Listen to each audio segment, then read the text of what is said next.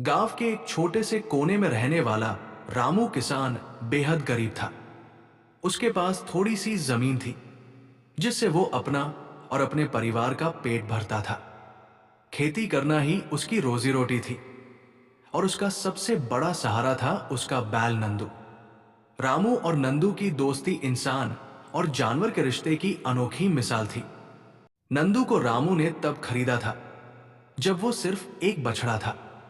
उसने उसे अपने बच्चे की तरह पाला, अपने हाथों से खिलाया और बड़े प्यार से उसकी देखभाल की।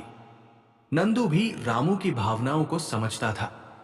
वो कभी भी उसे निराश नहीं करता था। चाहे गर्मी हो या ठंड, नंदू हमेशा खेत जोतने के लिए तैयार रहता।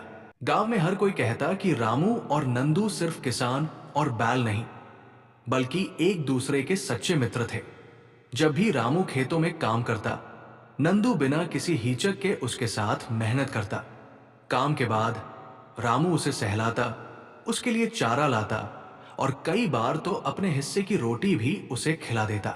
रामू की जिंदगी अच्छी चल रही थी, लेकिन एक साल गांव में भयंकर सूखा पड़ा। बारिश न होने के कारण फसल बर्बाद हो गई और रामू पर कर्ज बढ़ता गया। खाने के लाले पड़ गए और हालात इतने बिगड़ गए कि उसे अपने प्रिय नंदू को बेचने का विचार करना पड़ा। एक दिन एक शहर का व्यापारी आया और नंदू को खरीदने के लिए अच्छी रकम देने की पेशकश की। रामू के पास कोई और चारा नहीं था। भारी मन से उसने नंदू को व्यापारी को सौंप दिया। जब नंदू को ले जाया जा रहा था तो उसकी आंखों में आंसू थे और रामू भी अपने आंसू रोक नहीं पाया।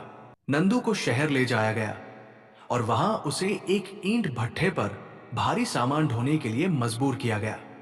लेकिन नंदू का मन बेचैन था। वो अपने मालिक रामू को बहुत याद करता था। कई दिनों तक उसने खाना पीना छोड़ दिया और आखिरकार एक दिन मौका पाकर वो रस्सी तोड़कर भाग निकला। कई दिनों तक चलते चलते भूखा प्यासा नंदू गांव पहुंच गया। जब रामू ने उसे देखा तो उसकी खुशी का ठिकाना नहीं रहा। उसने नंदू को गले से लगा लिया और उसकी आंखों से आंसू बहने लगे।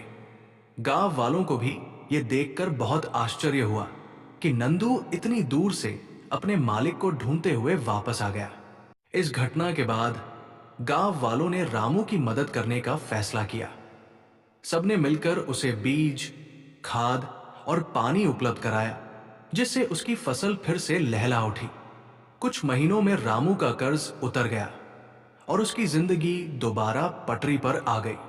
रामू ने फिर कभी नंदू से अलग न होने की कसम खाई।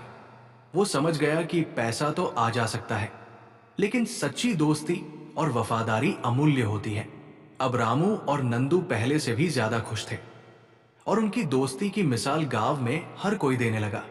इस कहानी से हमें ये सीख मिलती है कि सच्ची मित्रता इंसान और जानवर के बीच भी हो सकती है।